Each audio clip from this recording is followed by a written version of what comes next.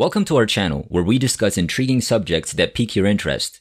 We'll be looking at Pat Robertson's final words today, who is a well-known televangelist, well-known philanthropist, and the founder of the Christian Broadcasting Network.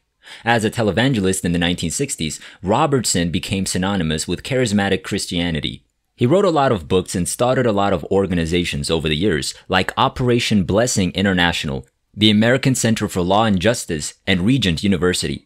In spite of Robertson's commitments to the Christian confidence, his debates throughout the years certainly stand out. From his troublesome perspectives on LGBTQ privileges, his remarks on women's rights, and his questionable comments on cataclysmic events, Robertson had his reasonable portion of doubters.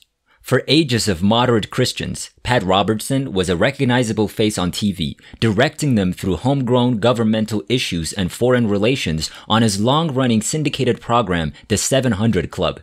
However, the controversial televangelist is best known for being an architect of the religious right who frequently made anti-gay remarks, for being a pioneer in the Christian broadcasting industry that would elevate many Republican politicians, and for a brief period of time for being a politician in his own right who had aspirations for the presidency. All of these roles made him famous.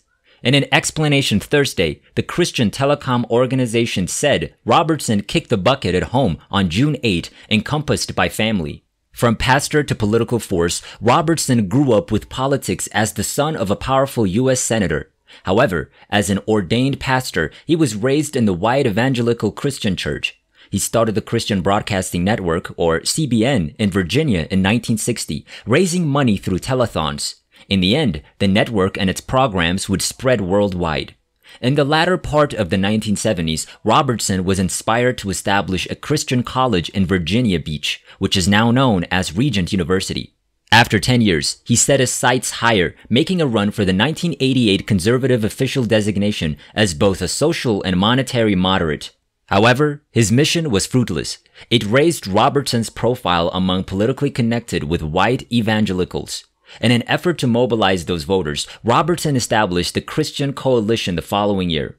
Ralph Reed, who used to be the Christian Coalition's executive director, said that Robertson was very good at making the Christian right's political muscle stronger and getting voters to support the issues he cared about.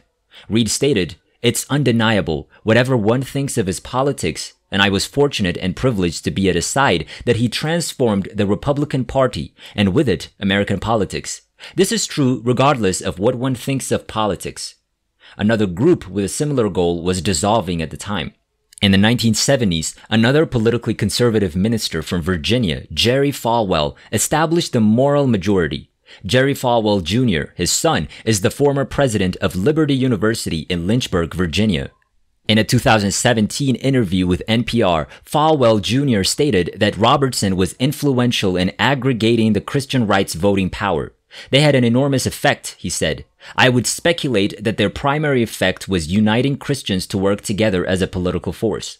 Robertson critics such as Terry Heaton have also criticized his charisma and divisive leadership style. Heaton was a television maker for Robertson during the 1980s, in the end ascending to the job of leader-maker for the 700 Club. Heaton stated, "People don't realize how brilliant Pat Robertson was really at that time." Heaton is the creator of The Good News of Self, a book that is critical of the Christian right as how Jesus joined the GOP. In 2017, Heaton told NPR that Robertson wrote the playbook that many conservative media outlets would later adopt. "We directed individuals into conservative faction governmental issues since Pat Robertson, to be perfectly honest, was a lawmaker who turned out to be a TV minister," Heaton said. Robertson's compass stretched out to the White House, where he talked with presidents including Ronald Reagan. Many years after the fact, in the same way as other driving figures on the Christian right, Robertson turned into an ally of Donald Trump. During his campaign visit to Regent University in 2016, Trump referred to Robertson as a great gentleman and said, "The job he's done is incredible." Before breaking for many evangelical leaders, the Reverend Rob Schneck collaborated with Robertson and others for years. He says Robertson was a tutor and referred to the magnanimous work that Robertson did through an association called Activity Gift, which sends groups to assist with crises like catastrophic events and coronavirus. Schneck likewise says he accepts Robertson bears a great deal of liability regarding the politicization of his confidence. Also, that his effect on the way of life was to a great extent harming.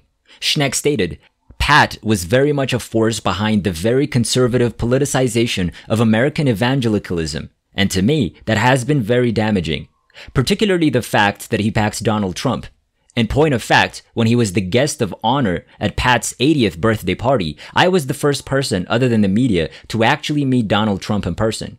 It also surprised me because I had believed that Donald Trump advocated for everything in opposition to what a Christian ought to support.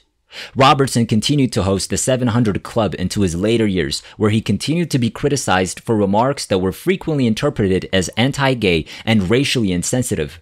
His son, Gordon Robertson, stated in an interview with NPR in 2017 that his father's criticism was motivated by politics and left-leaning websites. The younger Robertson stated, "That drumbeat, I think, has really shaped the public perception of him in a way that I frankly think is unfair. It doesn't consider everything that he's finished. Furthermore, he has accomplished incredible feats by any standard." Let's take a look at this charismatic televangelist's last words. Robertson's close friends say that before he died, he had a profound moment of clarity. One of the people who was present during Robertson's final moments revealed that he acknowledged that his time had come and thanked God for a life well spent. Robertson was grateful for the love of his family, the large numbers of individuals that he had arrived at through his service, and the potential open doors that he had gotten to make the world a superior spot. Strangely, Robertson also reflected on the mistakes he'd made throughout his life.